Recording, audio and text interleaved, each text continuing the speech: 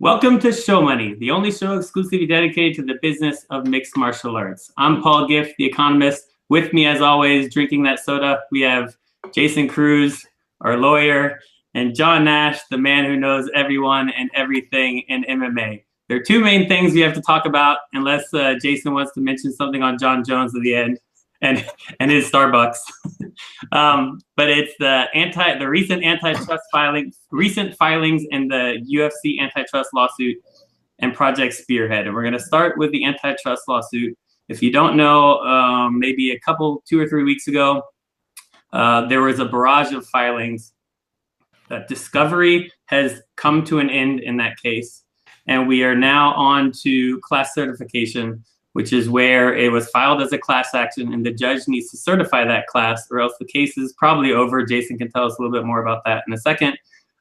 If they get through class certification, we'll move on to summary judgment, where each side will try to say that no reasonable jury would ever side with the other, so we don't need to go to trial. And if we get through that, we have a trial. So the fighters are the plaintiffs, the ones that are suing the UFC. They filed their motion for class certification. And we got information from that motion, as well as a bunch of exhibits that had expert reports, deposition experts, excerpts. And then we also had 3 Dauber motions from the UFC to have some of the fighters' expert witnesses excluded, which also had motions as well as a bunch of exhibits. There was a ton of information. I've been trying to read through a lot of it. John's been trying to read through a lot of it. Jason's been trying to read through some of it. There's so much information there. A lot of it is redacted, so we don't have perfect information, but we're going to try to give you our thoughts on what we could see.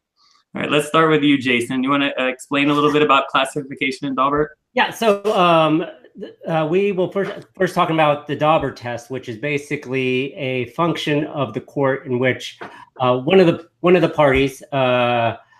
Well, actually, no. It's a function of the court which performs. The court is a gatekeeper, which they ensure that the expert testimony that is going to be admitted at trial rests upon a reliable foundation and is relevant to the issue at hand that's before the court. So the Dauber test is named after the case in which the seminal case. It was Dauber versus Dow Chemical. And essentially, the court makes a determination on its own whether they can rely on the information. And it's in this case, one of the issues is that Zuffa is trying to claim that some of the reports and testimony, for example, plaintiff's economist Andrew Zimbalist, they claim that his method of measuring damages was junk science. So there will be motions. Plaintiffs will have a chance to reply to the motion brought by Zuffa, and the court will make a determination. Essentially, what Zuffa wants to get out of this is the opportunity to exclude either in its entirety an expert's testimony or expert report, or at least a portion of that. So basically, it attempts to undercut the testimony which plaintiffs want to rely on at the time of trial. And going to class certification, basically, if you're an attorney, you kind of remember there's 4 elements to proving a class action lawsuit, and the 4 are numerosity. How big is the class of people that you're attempting to represent? Commonality. How common are the legal issues of the entire class? Typicality. How typical? How common these things? How typical these issues are? And adequacy. How adequate are the people that are bringing the lawsuit are able to represent the class? So basically, the attorneys for the plaintiffs would be, I guess you could say, the lead attorneys handling the case, and if there are more fighters, athletes joining, they would oversee any other attorneys that might be representing those attorneys. So the plaintiffs are hoping that the class action is certified Obviously, Zuffa is opposing that motion. And so, and the first and the fourth are probably pretty easy, right? What do you think of those two middle ones? So what's the hardest one to? I think the commonality of the issues. I think that the one thing, commonality and typicality seem to be about the same, but the commonality of the issues might be one of the things that Zuffa will try to exploit, as far as how really affected are the class of individuals in these cases. Are they similarly situated, or are they have diverse issues? So that will be one of the things that will come into play. So yeah, we'll see how that comes to pass. That's what it looked like from Singer's report too. Singer is a fighter expert witness. It looked like he spent more time on that. John, what were some of your first impressions reading through all this? Well, one is I think they obviously follow you, Paul, because I've noticed that the for class cert, the way they're trying to come to class cert, they're identifying their class has changed from when it first was filed. And I thought they took and I think they took some criticisms off from you, and they made a much better, more concise of the three main parts of the scheme. That was changed. They have now a simpler scheme instead of the Newton. Carlos Newton is now simplified to three basic. One was what contracts. Two was putting competitors either purchasing or putting them out of business, and the third was and then using their power to compel fighters to resign. So one was restrictive contracts. Two was that. Three was using monopsony power on fighters, which are a much simpler story than the Carlos Newton of all these elements put together. Yeah. I thought that was much stronger. I thought their class cert actually was actually a much better class certification than the elite fighter argument that they had before, which was more nebulous. And their class cert actually works because they use a lot of the evidence the UFC, even though part of it's redacted, if you read between the lines, the UFC does stuff like structure the fighters themselves into certain categories. So I guess there's a little blip in there and a couple footnotes that the UFC has basically tiers that they pay the fighters. And if you're looking at it like, well, that's great for class cert because the UFC has already categorized the fighters based on how they're going to be paid. So that's a help for them. So there's certain things like that. Other things were great for us. There's a lot of information was great for us that I don't think really have a basis in this type of lawsuit. I thought the Zimbalist comparison that we've talked off here, Zimbalist comparison to pro athlete leagues, I thought was incredibly fascinating for our sake, because now it gives us little glimpses into pay and how the structure works. But really, is MMA anything like the pro sports leagues? No. So I don't know how you really make an argument that that's damages should be based on that.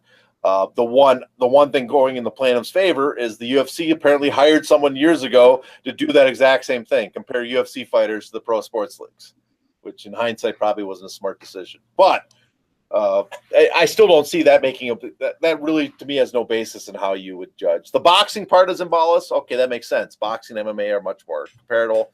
The pro sports league. So there's interesting stuff. The biggest takeaway for me is that so much is redacted. It's almost impossible for me to have judgments on stuff because some things don't seem like strong arguments, followed by weak arguments, followed by, at that moment, Joe Silva said to the plaintiff, and then it's redacted. You have no clue what the hell happened. You're really just sitting there left hanging. You're like, oh my god, the dramatic moment. And you don't know what happened. So. That I guess it's a little frustrating in that sense because it's like you know what's being discussed, but you can't see it, so you can't make a judgment. You're like, there's information just sitting under some black marker we can't look at that would really make it easier, really inform us of what's going on behind the scenes in MMA, and we don't get access to that.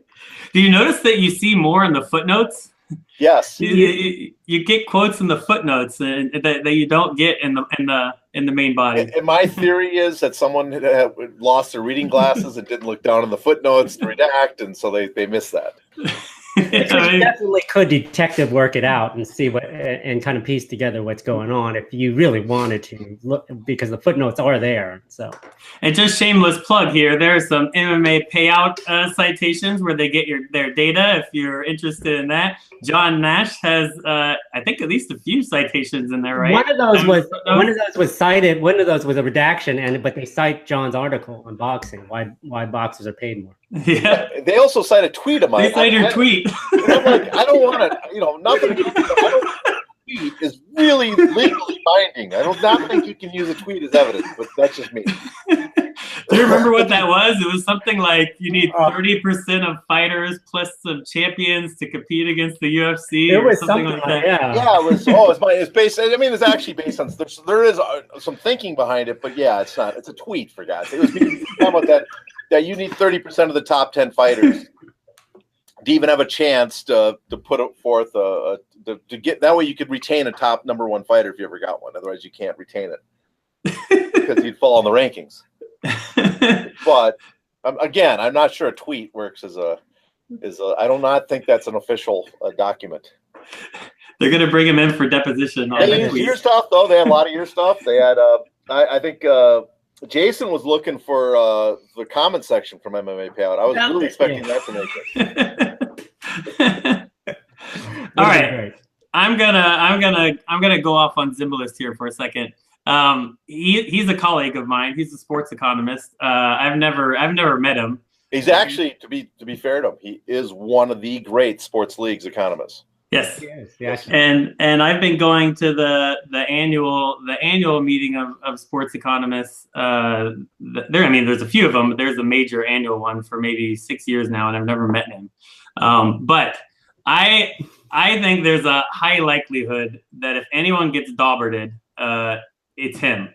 And you almost wonder if it was a little bit strategic in the sense that, in my opinion, the things he's saying are so crazy that it's kind of like anchoring bias. Like, hey, look at this over here. Oh, you think that's bad enough to get out? Oh, well, then we've got this Singer stuff left for you right here, right? Let's anchor you over here, and this is okay.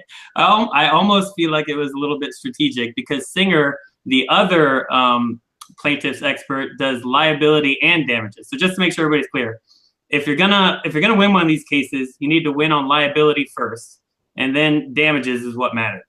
And so there's this expert named Singer who opined on liability and damages. And they also threw in Zimbalist to talk about damages. So we've got two people on the fighter side talking about damages. And he uses this yardstick method, which is where you try to find a comparison group or a comparison firm that's similar in every way possible except for the alleged conduct or the antitrust violations, so that you can use them kind of as a but for what would have happened if you weren't monopolizing or monopolizing the market. And he used the big four sports plus boxing and averaged them out. And the UFC went off on him for why did you do it? Well, they had as much in common as possible. And they're like, that's not a legitimate way of employing the yardstick.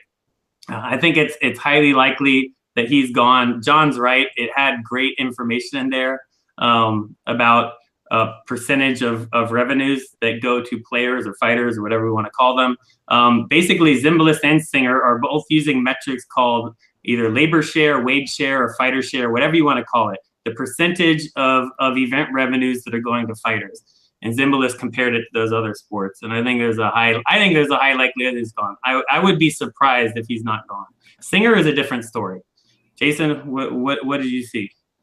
Well, I personally don't think Zimbalist may be all that gone to the extent that they include the boxing information. The one thing with from the attorney perspective with expert reports, I think that you try to make it so someone from the outside can understand what is going on from that perspective, and perhaps that is the impetus for Zimbalist bringing in all this stuff about the leagues.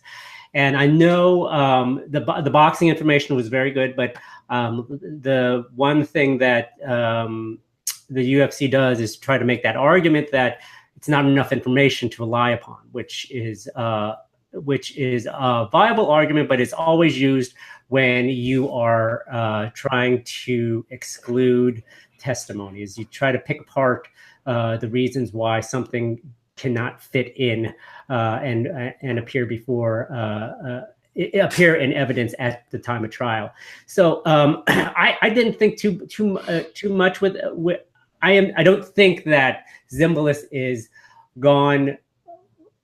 His whole testimony may be gone, but it will not. I mean, sorry, his whole testimony will not be gone. I think that they'll shave it off, but I think that they might include certain aspects of it.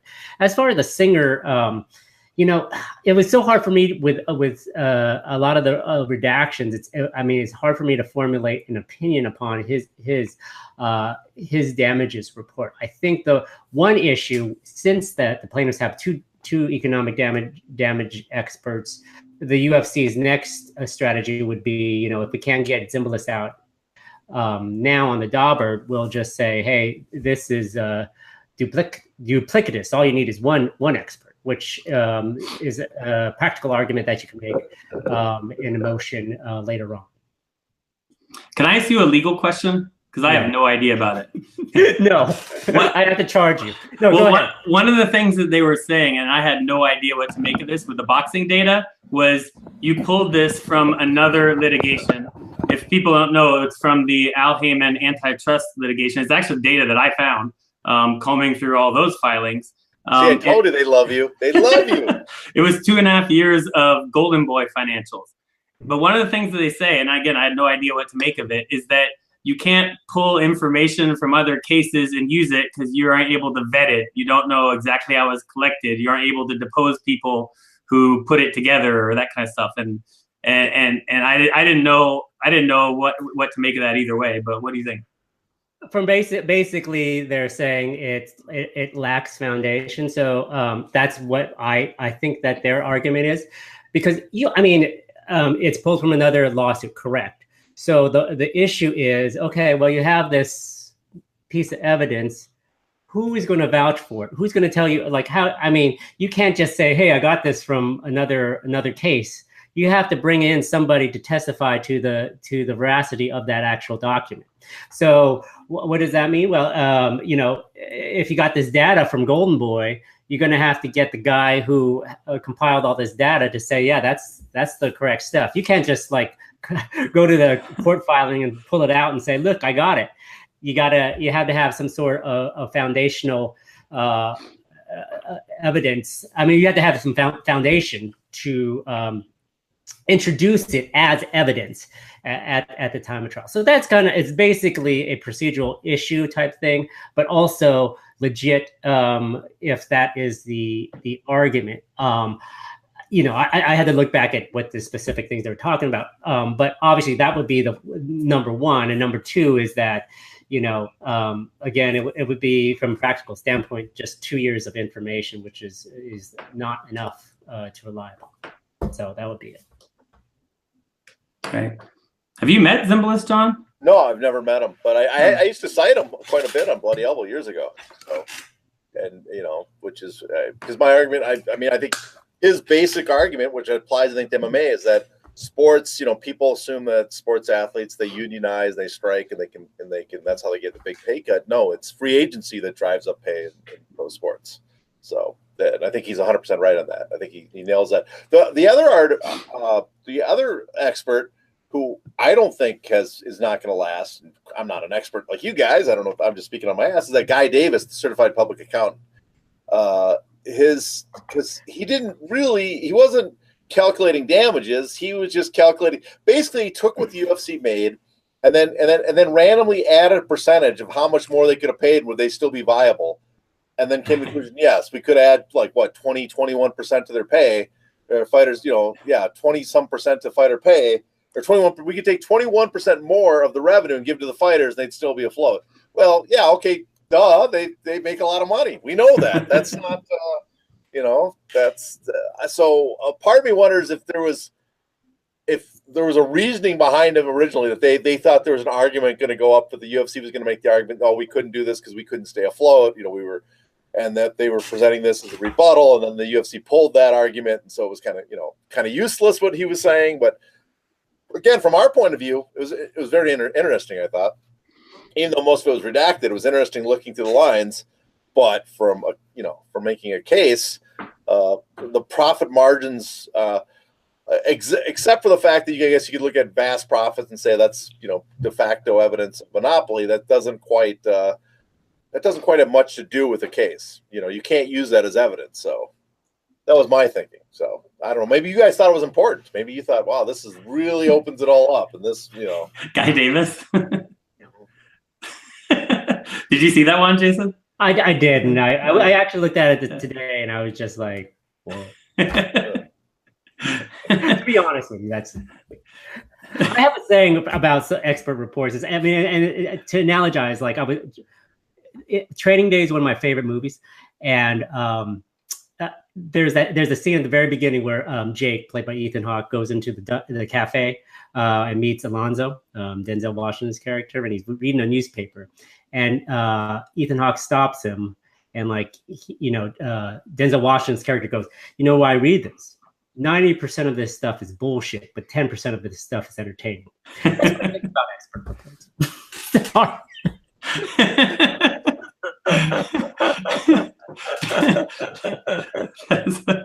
I forgot about Guy Davis too. You're right. He's probably gone too. And Zimbalist has an excellent description of sports leagues and their history with athletes and exploitation and the reserve clause and all that sort of stuff. It's excellent if anybody gets a chance to look at it. But to give an example of what John's talking about with the so much redaction, he has a section in his report, completely redacted, fully redacted, but it says, Bellator and Strikeforce confirm my yardsticks are similar to MMA. Right? So you get an idea of what he's doing, but you can't see anything that he's doing. But what he's doing is calculating the percentage of revenues that go to fighters in Bellator and Strikeforce and saying that they're similar to the big four in boxing. Because what was that number, John, that you saw some Bellator numbers, 60 something?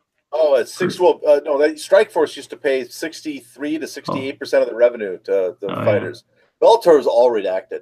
But I don't think Bellator is helpful. I bet you if they open up Bellator's books, it'd be close to 100%. It might even be over 100% goes to fighters, because Bellator's not, it's not making a ton of money. So I'm not sure a percentage comparison to Bellator is really, legitimate as much as, the difference is Strikeforce was a viable on its own without, as much as people want to say Strikeforce going on business, they were not going on business. They were basically at the point where they're starting to make money. So 63 was their long-term plan, apparently, to pay 63% of revenue going forward. So that makes sense. And that lines up exactly with boxing. Boxing promoters will say that that's about what they pay. So. Yeah, and I'll analogize it like this. If you're a startup tech company in LA, you've got to attract and you've got to retain talent. And if you're doing that, if you're competing with talent that could go up to Silicon Valley or to other tech companies in LA, you've got to be paying roughly market wages, somewhere around there, right? And if you're a startup, when you compare it to revenues, of course, your percentage of revenues going to employee compensation is going to be so much more when you're that startup as opposed to the established incumbent. And that's the reason why it's not a good yardstick, where you want everything to be as similar as possible. And that's what Zimbalist messes up here. But so it's like, it's interesting information to see, but when it comes down to it, that's the reason I'm so sort of poo-poo on this Zimbalist report. Yeah. Although I think the boxing ones are a good comparison. He has the Golden Boy stuff, although he has to. I guess they're going to have to contest that if it's from a different case.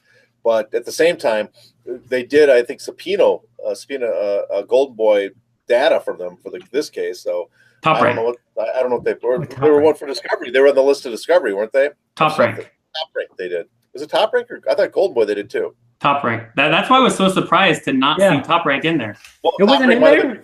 All we know. Yeah, I guess. Yeah, there could be a whole page on Top Rank. We just didn't see it. So.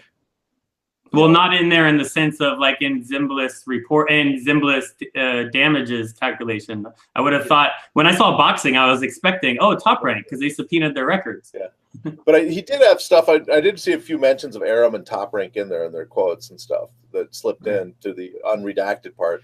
So obviously reading that, it seems like they support. I remember at one point it says Top Rank confirms that this is the percentage that's paid to whatever, then the rest is redacted. So there must be something from Top Rank that says that, but again, it's redacted, so we have no clue what we're guessing. We hold it a special light, maybe it'll come out. It's terrible. Was Arum Arum was deposed, wasn't he, for the case? Yes, he was. I remember he was on the list of people. So I think so. I would love to have his. We should have. Where's his damn deposition? He was fighting it. Yeah. They finally gave in, right? They gave them some sort of information and it couldn't be deposed. Yeah. No one wants they could only talk about what the information was about. They couldn't go into anything deeper. But I guess the big thing too is everybody talks about this. Well, one is I guess the damages. That's the entertaining part is who knows how true it is. But when you see a $1.6 billion damages, that's like holy shit. That's a lot of money. Now we got to warn people that it would be a miracle to get that far to get that kind of money, because you'd have to pass class cert, you'd have to pass summary judgment, you'd have to go on to trial. There'd have to be no settlement.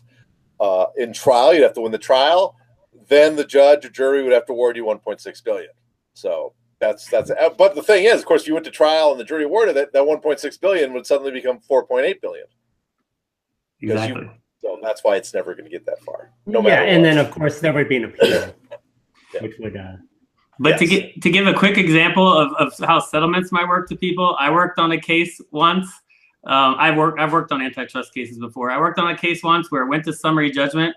It got super narrowed down to like one key issue, which was all in the plaintiff's favor, because all the other ones they cited for the plaintiffs in summary judgment. There's about one issue left, and the plaintiffs were going for like $30 billion in damages, which tripled would be like 90 something, right? A lot.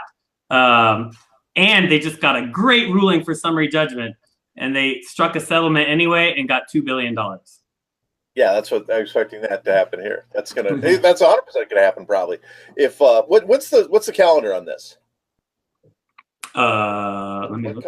When's 2019? Oh wait, no, for the motions when for the most class cert and for summary judgment. Do they have a date given on that when they're expecting or when it's expected to be filed? It's like summer and fall. Huh? You mean the hearing? Yeah, for Judge Bowler, does he have a date on decision on that at all? So the reply the last filing for class certification is May 30th. The hearing is court's convenience after that, which would probably be what, June or July.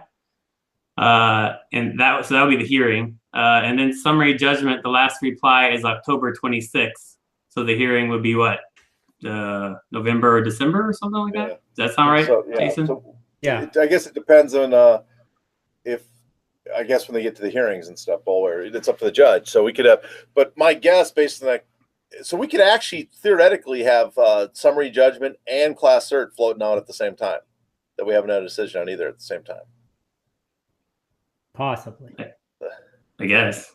If that's so that's possibly, but I think that one would be. I think class cert would be decided before then. Mm-hmm. So my guess, just based on this, I think they made a much better class cert argument than they did before. So it's I think it's more likely they get class certification, but it's no matter what, I'm still convinced it's going to be settled. It's going to be settled before, because no side wants to risk it, and that's what's going to happen. It's going to get down to, especially if it passes class cert, it'll be settled even before they get the summary judgment. I bet you. That's your call. That's not my call. That's not your call. That's my call. What's your call, Jason? I'll share my call. It goes to no, it goes past that. Well, I think that the court is going to take July and August off. I mean, June and July off. So, I mean, it's going to push it into 2019. I don't see anything. I see it going to at least motion for summary judgment for both sides on issues, and then they're going to see what and see where they are at that point before any kind of settlement. I think that Zuffa definitely is going to fight this all the way, and essentially, even if they go to trial and whatnot, they're going to appeal it and just prolong this sucker out. But I think that it all hinges on the dispositive motions, on the motions for summary judgment. So I think that's what's going to happen. Yeah, and I think the most likely scenario now, after seeing everything, almost seeing everything, is that the most likely is not what's going to happen is that the UFC wins on summary judgment, based on what I've seen, on what the experts are doing. What people don't understand for antitrust cases is the expert reports are so incredibly important in these cases. And the key issue is that we haven't talked about is Singer's analysis of how he calculated that rivals were foreclosed and how he calculated damages from that, which was using, we'll call it wage share, the percentage of revenues that go to fighter instead of the actual compensation.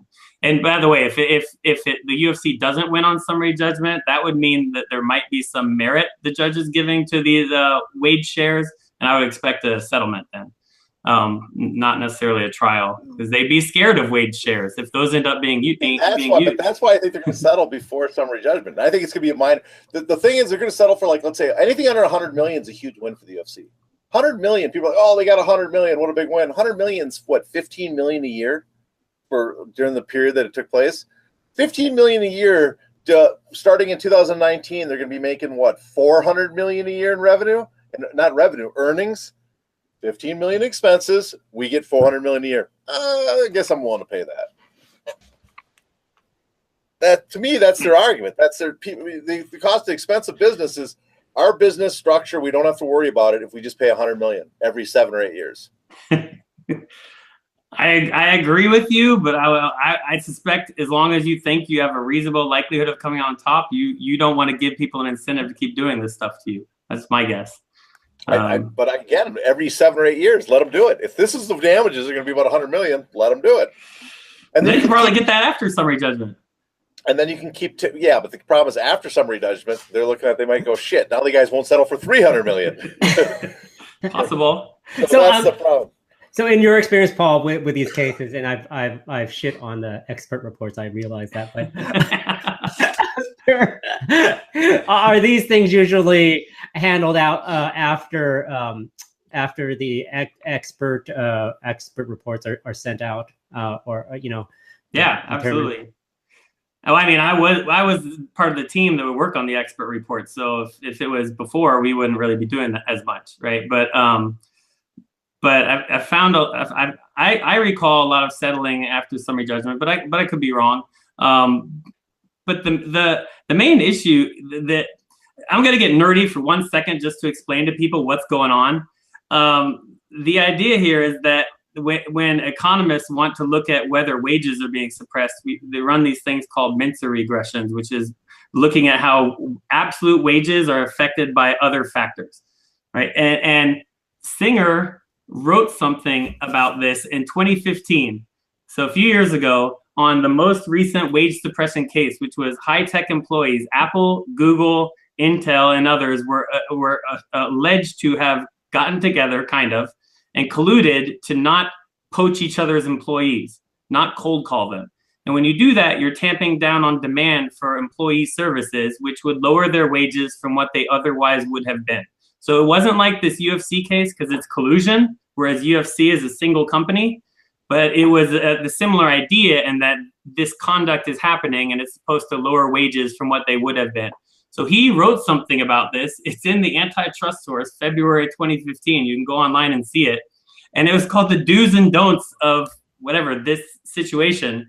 And he talks about like what the plaintiffs and the defendants did. And what he talks about is the regression that the plaintiffs ran, which was having wage on one side and a bunch of other factors, including the conduct on the other side, including revenue over here, firm revenue, which is exactly what the UFC guys did.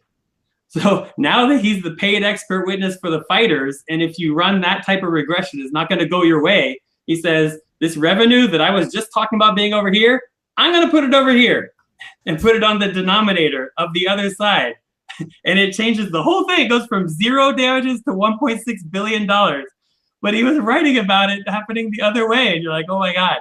And he followed the sort of the map that was given in that article. He followed it, because when it comes to what Jason's talking about, common factors for class certification, what he writes about the plaintiffs doing is running a regression of actual wages now, not share, actual wages and athlete characteristics to see, or sorry, employee characteristics to see if common factors cause the wages. And in that high-tech one, like 90% of wage changes was explained by common factors. So he did that exact thing for UFC, but he didn't do share. He did it with actual wages, and he got, I think, 78% of fighter compensation is explained by common factors. So he follows it to a T, except for that one part. And the last part here, guys, sorry I'm going on, when he talks about this, the high-tech case, how the guy ran the regression that most labor economists run. The defense didn't like it, so they tried to say that the regression had an endogeneity problem with having like revenue on the other side. That's all, as much as I'm going to get into the explanation. There's a problem that creates bias. Okay, and he's like, well, and the court didn't buy that argument. But what's he doing now? Because he's on the side that's trying to say that exact type of regression is wrong. He's like, yeah, there's an endogeneity problem here. So it's like you're reading this, like what is going on here? And it's just and they're going to make it sound like he's going to be a hired gun because he just flipped his. That's what they're going to make it sound like. And of course, now he's going to have an argument as for why he should be different in this case. But this is the type of regression that economists run the vast majority of time. So what you're trying to say is this is the one special circumstance where that shouldn't happen. You need a really strong story as to why that is. To be fair, did you see his hourly rate? What is his hourly rate? Like $7.95? $1,050. I have no clue. I think he was $650. I think the most expensive one was the Topol guy, the UFC guy, $1,050. $1,050 for Topol, really? $1,000 you got that? No, don't. That's not a fact. That's off memory. Yeah, I got to look that up again. So I got to remember. But of course, he is going to make the argument, and the problem is, the problem is we can make a case that in sports is different than regular wages. Sports is you're a commodity, you're the product, you're what's being sold. So wage share is the proper way to measure it. Of course, that's a subjective judgment call on our part that we're going to use wage share because it makes more sense for sports. But again, that's not. It's like a lot of things in these type of cases. Is there's a lot of stuff that's to me fairly obvious. It's fairly obvious that we can, I guess we can nitpick about people say, oh, the UFC is not a monopoly or whatever. It's fairly obvious they have some sort of market power. There's no way that you can tell every fighter on your roster that they have to take a Reebok deal, and they do it, and not have monopoly power. That's it. But again, even having monopoly power is not illegal per se, especially since we went to the Bork model of consumer welfare for monopoly, that god awful consumer welfare model, which is wondering whether life sucked. Look at Bork. I'm telling you right now. John, do you know what you need to do? What? You need to put what you just said. There's no way you can tell every fighter on the roster that they have to sign the Reebok deal and they all do it without a monopoly. You need to put that in a tweet. Tweet it out. Oh yeah, but even then, that's not evidence of a case per se. It's not evidence of a legal monopoly. They might have a monopoly, but we have to prove they have an illegal monopoly. They've abused their monopoly. But again, there's little stuff like that. There's no way you cannot tell every fighter every time that give us your rights to your video game. All right, okay, wear this uniform. All right, sign this USADA deal. All right, and you have to argue that okay, obviously you have some sort of power over the fighters because every damn one complies to your demands. So it's but again, it's not illegal. That's just something else. We don't know if it's illegal, and that's the argument. Did they attain it illegally? I just think stuff like that. We sit nitpick of. That's what my thing is. We sit nitpick of like, oh, do they have market power? I think it's almost again proving it. We can come up with any weird, stupid formula we want, and prove it either way. But it seems obvious they have some sort of market power. And to that point, I will give people a basic idea of what the UFC is arguing, right? We've heard about what the fighters are arguing. The UFC is basically saying, in a nutshell, summarizing that they got better at promoting fights and developing athletes and putting out a better product. And they were aggressive competition, but it was pro-competitive through superior products and business acumen. But they're basically trying to say that jump in revenue is because we got a lot better at doing what we do. And it's not necessarily due to the marginal impact. This is different from total impact, the marginal impact of a fighter. And most people who don't do economics are going to have no idea what in the world that means. But they're basically trying to attribute that jump to them getting better, and that's not necessarily something that should be returned to fighters and wages. That's the UFC argument. There might be some truth to that.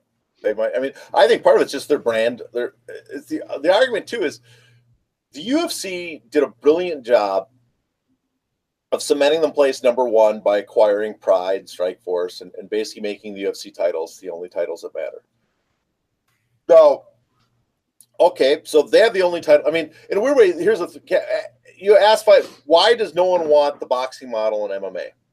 Truthfully, there's less titles in MMA than there are in boxing.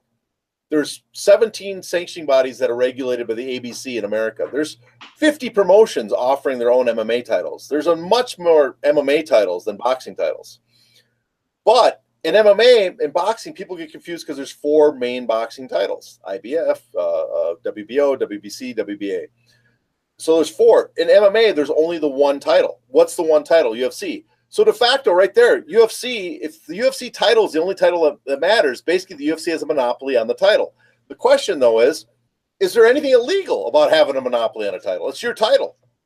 And if there's nothing illegal about that, then that's a natural monopoly. They created a brand identity that's so valuable that they have a monopoly on a title that everybody cares about. And so that's where we get this. And I don't think there's any real arguments for that. I don't even think there's any. How do you even argue that in a case where probably most people arguing have no clue how the titles work or anything? Yeah, and what John's basically describing is the network effect too. Yes, exactly, the network effect. I just was trying to dumb it down for the idiots out there. And I keep it classy. But I'm saying there's ways that the UFC can have all these market power. I mean, look, when you look at it, they're making profits. Well, they're projecting like $320 million in profits this year, $350, and they pay out 16% of revenue to fighters. They're making huge profits, but which is a prima facie evidence that they probably have some sort of market power. But again, it's illegal or not. That's the question. And how do you? I don't think we even have the tools to. I don't know if there's anything in law that would even handle that can dictate that in a sporting sense. How do you dictate sporting titles as monopoly or network effect like that? I think that the other thing that it boils down to is what the court said when they dismissed the Golden Boy antitrust case, in which they essentially said, "How is this hurting consumers?" Which what antitrust this basically boils down to is how is this hurting the consumer impact, not on other competitors, but the consumer. And I think that that is a tough case for plaintiffs to prove. And through these reports, they're going to have to show show how this is impacting the consumers at the end point. So while all of these arguments are all well and good, I think that the end game has to show the negative impact it will have on a consumer. Which is why they have those ridiculous things in about how all fighters can't train as much now because of the money. They have all these little things that are obviously in there to say, oh, look, it's hurting the sport, hurting consumers. And it's like, well, yeah, okay, that's the weakest part of this whole case by far.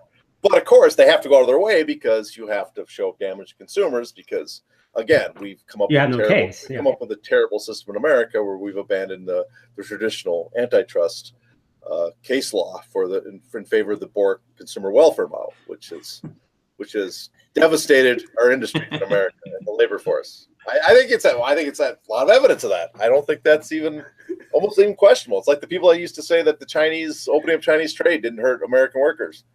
You're kind of delusional now. There's no way around it. It's been terrible.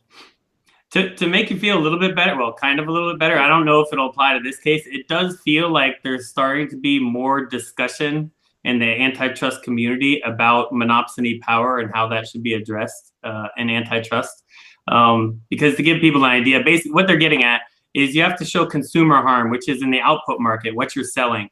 And the only other real time that doesn't hold is if it's pure monopsony, but it's a cartel like the tech companies, they'll go after those. But when it's a single firm and you have this allegation of enhanced monopsony power, you have to, what the consumer welfare standard says, you still have to show harm to consumers, which is why we're seeing these experts, what they're getting at, the fighter experts going out of their way to say, well, if you lower their pay, they can't train as well. And if they can't train as well, they won't be as good fighters. If they're not as good fighters, you're going to have worse shows. And that hurts consumers. Right? So you've got this kind of thing that they're seeing. And another thing that I'll relate to the Golden Boy case, another thing the judge said was that they couldn't find one instance where a fighter wanted to use a different promoter other than Al Heyman, like Golden Boy or Top Rank, and wasn't allowed, right? And so, and what I tried to relate that to in Forbes was this whole talking to competing promoters and saying, are you being put at a disadvantage when it comes to acquiring fighters? Are you finding it more difficult to compete? And this might go in the fighters' favor. There are a couple of things that might go in the fighters' favor. There are a few promoters who flat out said no. I like Carlos Silva of World Series of Fighting, PFL. Who else was it? I'm blanking on the name right now. Atencio. You were thinking about the same guy, yeah. Yeah. But then who was it? Otto of the IFL and Coker were a little bit more negative. They didn't flat out come out and say it, but they tried to kind of say that it seemed a little bit more difficult. So there's that possibility there that at least some of the competitors, because this is a case about excluding rivals. So at least some of the rivals are saying maybe it's possibly a little bit more difficult. And another thing is the length of contracts. These contracts have to be long or long-term if the fighters are going to prove their case. And I tried to, said something way back in the beginning that 3 years probably isn't going to cut it. But what you find the experts doing is trying to show that these contracts are very long-term or perpetual. You can't read what they're saying because it's redacted, but you can see the titles, right? But they do cite that. Then I was there at the motion to dismiss hearing. The judge said, well, if they can, what is it, like right of first refusal, if they can claim a deal once it's signed, that contract is forever. Like the judge said something like that. So there's that possibility they have it going for them. And then there's that alleged Michael Mersch email where he actually wrote something like, again, I can't remember the exact words off the top of my head, so we can keep these guys under contract forever, which is like the dumbest thing for an executive ever to write. And he's an attorney too. So question, if he said that one got through, I wonder if there's any other comments like that didn't get through in redaction, because there's stories behind the scenes with guys about stuff, supposed interactions. So you wonder if there's other comments floating around like that. I mean, that's the intent of the. But actually, that's one thing you can say about the antitrust lawsuit. There's famous, the UFC used to supposedly, allegedly, people have told me that that every time you had a fight, basically you'd get a tolling provision letter that said, oh yeah, we're going to add 3 months because you're injured to your contract. Just randomly, they'd start just building them up right away. Oh, is it because right after the fight the commission suspends you? Yeah, you're suspended. They can't book you, whatever. They just start building them up right away, any reason. So that way, when you're done with your contract's up, your last year, they can suddenly say, oh, we have 15 more months of you. And since the lawsuit's been filed up, I haven't heard anybody saying that they're getting those anymore. So they used to almost automatic. Like after every fight, you'd get like a couple weeks later, a month, whatever, a notice saying, hey, you're on a tolling provision's been added. And so now they no longer do that. So that's a benefit, because that's probably why we're seeing guys get signed by Bellator. Are there any other things like that you've heard about? So what are the things you've heard? The other thing, Kurt Emhoff, friend of the show, Kurt Emhoff, was a major boxing manager, which he said he saw a UFC contract that had a 5-year sunset provision in it, which is unheard of because I've never heard that in a UFC contract before, ever. And he saw one, and it was not like a major guy's contract. So that might be something they've just recently added as a sunset provision, which would be huge. That's a glorious thing for fighters. That would be great, not to have a contract renewing in perpetuity like they used to. Now have a sunset provision. Which is, let's clear that up, which is no matter what, this contract's over within 5 years? Yeah. Like, in other words, even if you're injured and you don't fight out your full contract, they can't extend it. 5 years, it's up. So if Nick Diaz decides not to fight after 5 years, no matter what, even if they didn't do one fight of the contract, it's up. It's basically the Olivia de Havilland rule in Hollywood. Yeah. That there's a limit to how long you can hold someone's contract. So, otherwise it's was it the 14th Amendment? We had that whole argument last time. The 14th Amendment considered. Oh God, that's not good. We don't want to get in the wrong amendment this time. So actually, it's the 13th Amendment. Right? No, it's 14th. God damn, I can't remember. But would you have 13th, not 14th, 13th, 13th, 14th, if I remember right. 14th is a citizen of the United States. 13th is yes. It's because it goes with the slavery. That's why that's why labor lawyers always get in trouble because they compare everything to slavery. Because slavery, the 13th Amendment, they mean it differently than everybody else, and everybody goes in an uproar whenever they say it. So would you have to So sorry, with the sunset provision, would you actually have to make a good faith effort with the promoter have to make a good faith effort to offer you fights? Yeah, the promoter would still have to offer fights and everything, otherwise it'd be a violation of the contract.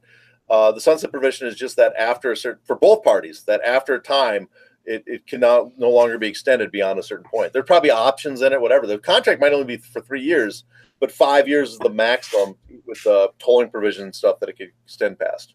Could a fighter just totally turn down every fight the promoter you could. I mean, that's boxing contracts in New York and California have that 5-year max. Okay. And if you wanted to, if you got upset, you just said, "Okay, I'm going to sit on the shelf until my contract's up." But that wouldn't hit the allegations of coercing people into signing one fight before their deal is up, right? Are you hearing more or less of that, or the same amount of that? I haven't heard anything about that. I haven't. It's those are specific allegations. I haven't really heard anything about that. So I don't know. Maybe they still are. Maybe there's still people saying that they're doing that. They're putting pressure to sign before they go into fights. I don't know. I mean, to me, part of it is UFC doesn't have to. Their position in the business is so vast. I mean, best estimates I've heard is that the UFC basically on a bad year would make $500 million a year in revenue, $700 million on a good. That's like 30 times what Bellator brings in revenue wise. I mean, per fighter, you're like, they could double what Bellator is paying everybody and still profit on all their guys, and profit vastly on them. So there's their position in the market's so secure. I don't know why they need all those provisions anymore. Well, here's the problem. Bellator is trying to steal people with an absolute amount of money. What they need to lure them with is the share of revenue and be like, look, we give our fighters 100% of the revenue. Sign with us. Our number is higher. This one's down here. There you go. Done.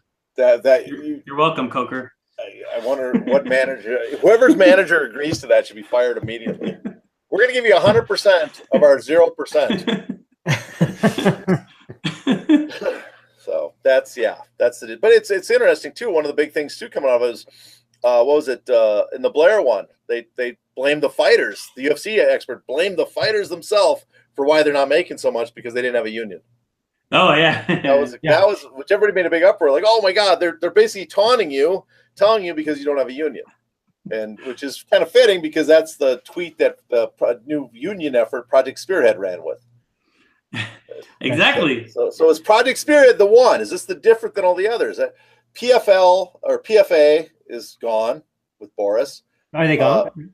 I guess. I mean, Boris is the other two members. Lucas Middlebrook is Zimbalist, who was advisor to him, is now an expert for the plaintiffs on this, and Middlebrook has another project with Project Spearhead with Leslie Smith, and then MMA AAA apparently is gone, unless they show up again because class cert's coming. We'll see about that. But MMAAA disappeared. MMAFA is still around, but their Ollie Act has stalled since Congress basically shut down several times. So there's no movement's been stalled there, and they're just waiting for the antitrust suit. What's going on there? And now Leslie Smith has spearheaded Project Spearhead, an attempt to get fighters to sign authorization cards to force the NLRB, National Labor Review Board, to actually decide if they're employees or not. So is this the one? Is this finally on our 17th try? Is someone going to get it done? Take it away, Jason. I'm not sure. I would like it. I would like it to happen, for at least some sort of formation or organization, a collective to come together. But one of the things with these associations is just how the structure works out. Does Leslie Smith and Lucas Middlebrook have enough, can curry enough favor here curry enough athletes to sign up? And I just don't know how popular she may be with other UFC athletes, and whether or not athletes or managements are concerned about this or not. So I don't know. What do you think, Paul? I don't know what to. I really like the website. It really spells it out, but I just don't know. I think based on history, you still have to be a little bit pessimistic, but it seems like the best effort we've seen in an environment that is probably the most conducive to it that we've seen. Part of another factor of the antitrust lawsuit feels like people aren't as nervous about the possibility of secretly signing a card and sending it in as they would have been 5, 7, 8 years ago.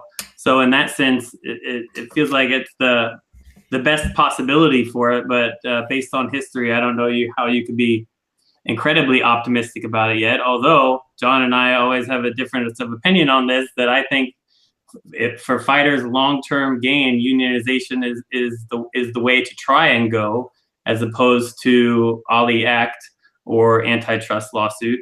And unionization is something that lasts for a while. It's interleague competition. It has been clearly shown to raise pay of players, fighters, whatever we're calling them, athletes. But the problem with interleague competition is it doesn't last. Usually one will fail or one will get absorbed or something like that. And you actually see pay going up and down when you look at like research studies on it. And intra-league competition is great, but we don't have that in MMA, like with UFC and Bellator, with different sports teams. So I feel like this is the way to go, and this seems to be the highest probability of it happening, but I don't know how overall you could still be incredibly optimistic based on history. That's my take. What do you have, John? I'm pessimistic because I'm pessimistic about every effort. I think there's so many things unique to MMA that make every effort a failure. On this one, the biggest problem is going to be, first of all, they have to get 30% card signed. So how many people are in the UFC right now? They say 500 to 600, but by the time next year they're ready to submit them, how much turnover is going to be in the UFC? Is 20% of the roster going to be, 30% of the roster going to be gone? So if those are members that are signed that are released, then do you have to get new members? So you're going to have to shoot for much higher than probably 50% card signed to make sure you can pass. On top of that, NLRB members that Trump has appointed are seriously anti-labor. So then you got to get them to agree to make you employees. UFC is going to contest it. That might take a couple of years to contest. Then they'll have a vote. And then the problem I have with it is I'm incredibly pro-union. Actually, I agree with you. I think unions would help fighters. They'd give them some sort of leverage.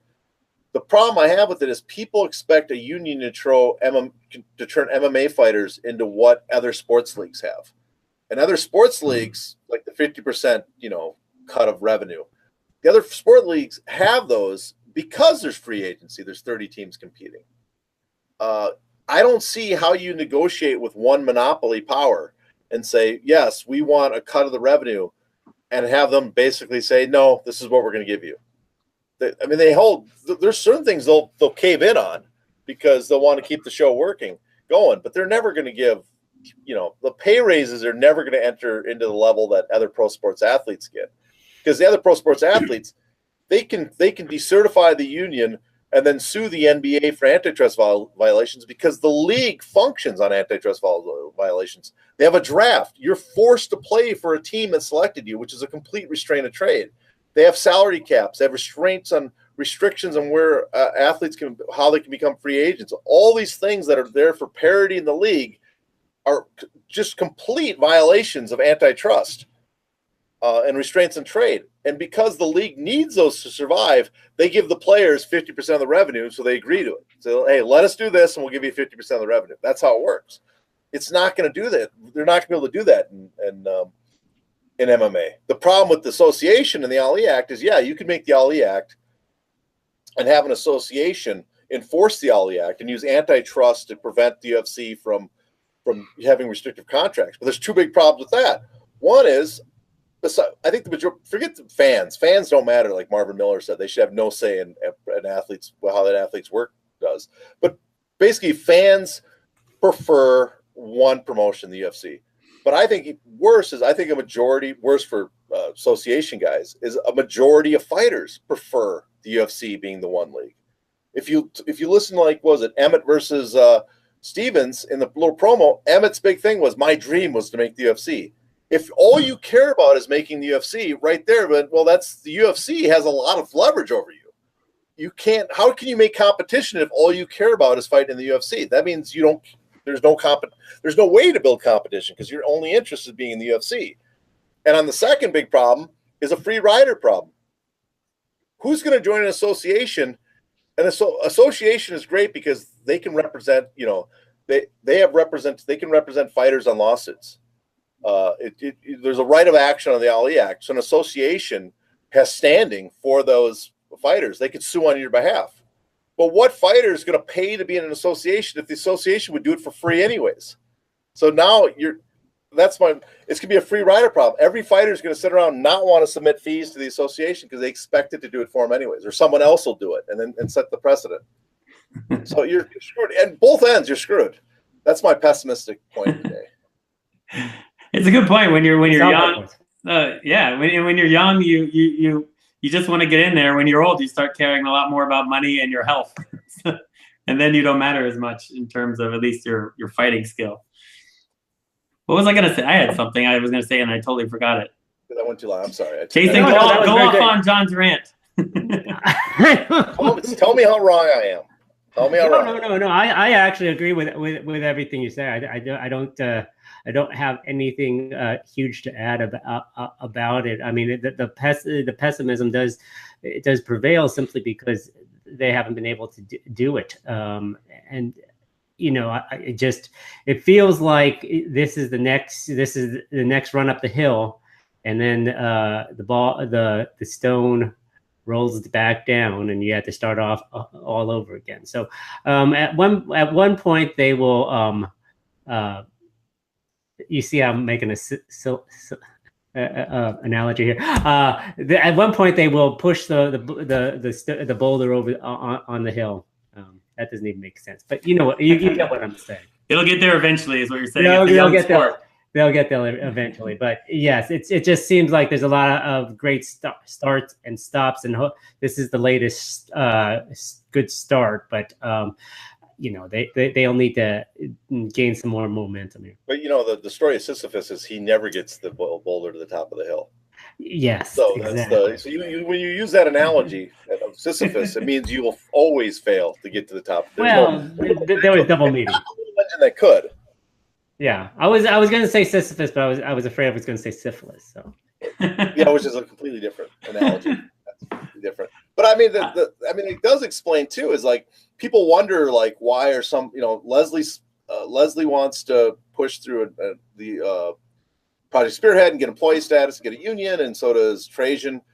And then the guys like John Fitch are yelling at him on Twitter because they don't want it. I don't think they do a terrible job of arguing why they don't want it, but that's I don't think people understand. They are at loggerheads. It's for the guys on the MMAFA side, the John Fitches, their view is if you get employee status, you kill the Ali Act, which we want, because Mark Wayne Mullins said if you had employee status, we don't need the Ali Act.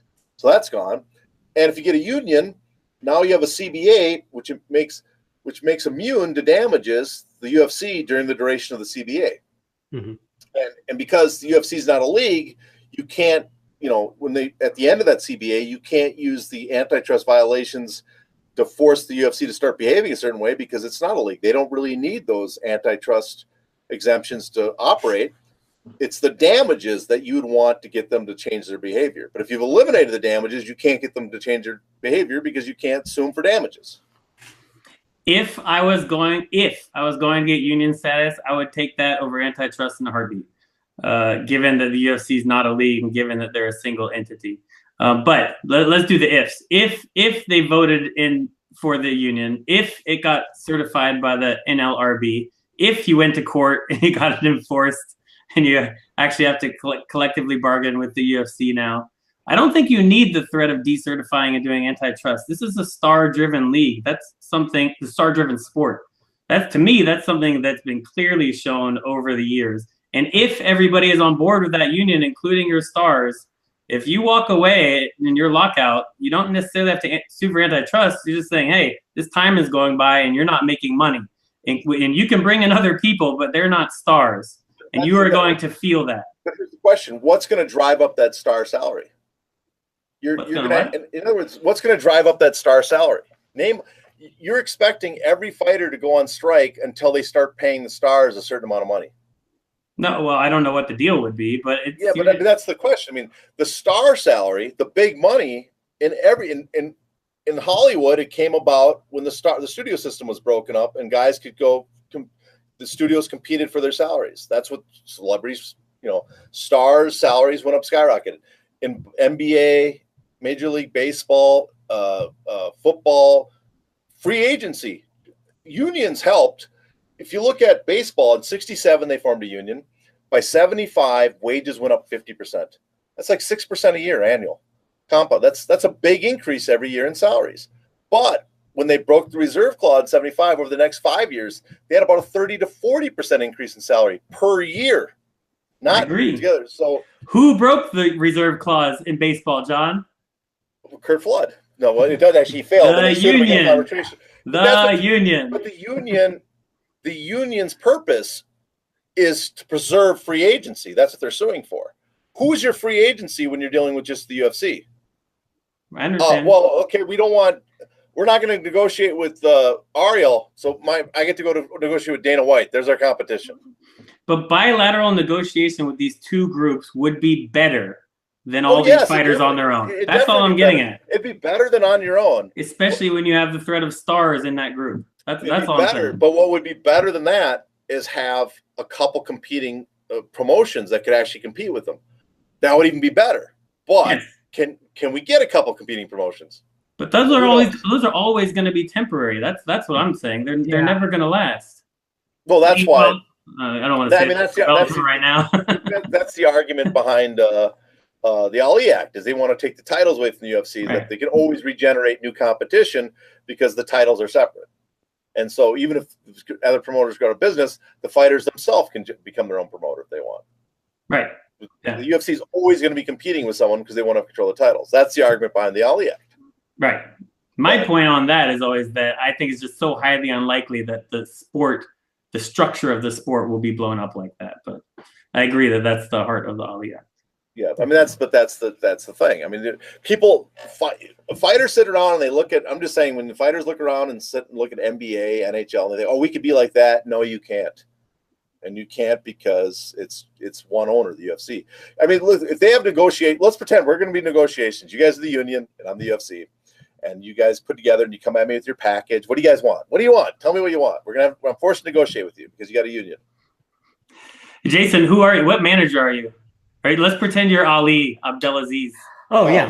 Well, Ali, let me pay you $100,000 behind the table to screw over the other. I mean, here's the thing. If you are a real agent representing the people or whatnot, you would be advocating for whatever 48, 49, 50% of the MMA related income from the UFC. And what would the UFC say? Here's my comeback. Okay, we're going to give you $5,000 additional for starting income labor. We'll give you a 20% raise on the Reebok deal. We'll give you a slightly better healthcare package, and we'll let you sit down and renegotiate the USADA deal. There's my offer, my final offer. Put it to table and watch basically the rank and file vote yes, because that's much better than what they have. That's the problem. Got to start somewhere. But if you believe, like me, that the Ali Act is highly unlikely to happen or do anything, and antitrust probably won't do much, then what would you think? Oh, I said a union helps. I'm very pro-union. I'm just saying it's not going to do nearly what people think it's going to do. Yeah, well, I think we all agree. Yeah, we do. I mean, there's no leverage. There's no leverage from the labor side. So yeah, I mean, and I've said this since Strikeforce went out of business, and people remember my whole thing. The Strikeforce was the last line. Without Strikeforce, there's no real, there's no one on the horizon that'll have the ability to compete. And so that's my pessimistic take. I'm just saying that you can't. The fighters have such little leverage; they're not going to get much out of the UFC when they negotiate together. Because the pro leagues are terrified because they know what they want is they want to make it completely open free agency, which is just going to skyrocket salaries to the point where teams can't afford to pay for it. So, that's what the pro sports leagues got going for them. There's no XFL or USFL in MMA. There's definitely an XFL and a arena football, and we have those covered.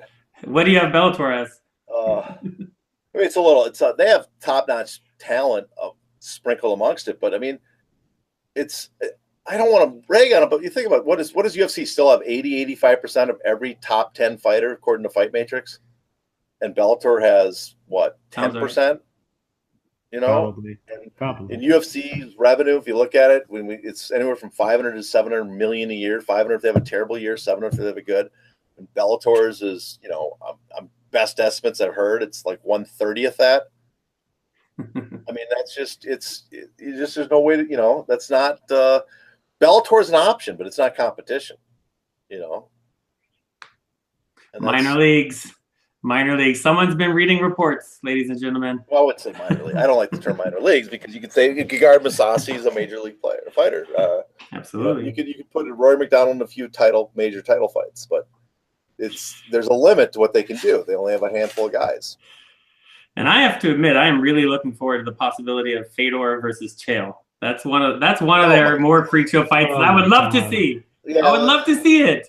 What's wrong with you guys? How about Krokop versus Roy Nelson? See, that doesn't do much for me. Hello? No, it doesn't do anything for me. Yeah. But actually, I do like the heavyweight tournament in Bellator because it is I like that it's middleweights, light heavyweights, and heavyweights all competing. Yeah. It's just a cluster. Throw it together and let's just blend it and let it run out. Let's see how it goes. They had just called it the open weight tournament and just been honest. That would have been awesome. Fedor's coming back. It's just everybody's coming back. Chuck is coming back. Yeah, we got Chuck. But yeah, that's the type of competition we have. We got to mind whoever is available, whatever old name's available to get a ratings hit. It's not top. That's top notch competition there. That's showing that the market's wide open for everyone. Are we missing anything, guys? Is there anything else you want to throw in here? Any other sad, depressing news you guys want to throw in there on top of that? Why the fighters are fucked in the long run? Well, if John Jones, if you were at Starbucks, what kind of Starbucks do you think John Jones would he go? Would he go chai tea? Would he go Americano? Maybe a mocha since he doesn't have to cut weight? What do you guys think? Anyway, I was thinking about that when I was watching his hearing, and it was just one of those things you get sidetracked when you do stuff like that. Anyway, that's what we were talking about that off the air about John Jones's hearing. Jason had a great tweet about that you should just go see. Wondering about John Jones's Starbucks. I mean, he'd have to go with someone else. Maybe he gave Malky's name. Maybe Malky made it for him. That's who knows. He probably did, right? You have a chai tea for Malky. He could have gone Grande or Venti. I'm not sure. That must have been a horrible day for Malky. When basically the athletic commission's asked suggesting to John Jones that he needs new management, right, with your management sitting there next to you. I know. And admitting that he falsely signed documents. I don't know how a commission wouldn't have a hearing for you. Something like that. He is starting to get some more NFL talent. So I don't know. He might have to seg back to the NFL, but yeah. That wasn't a good look. It wasn't a good look. Probably the smart move to make. Go back to the NFL. So, well, that I guess we beat that to a dead horse. I hope that was informative for the 6 or 7 people that really like the show that we get on Twitter. All right, I think we have 10 now. So good. On behalf of John Nash and Jason Cruz, I'm Paul Gift, reminding you to keep doing business as usual. We'll see you next time.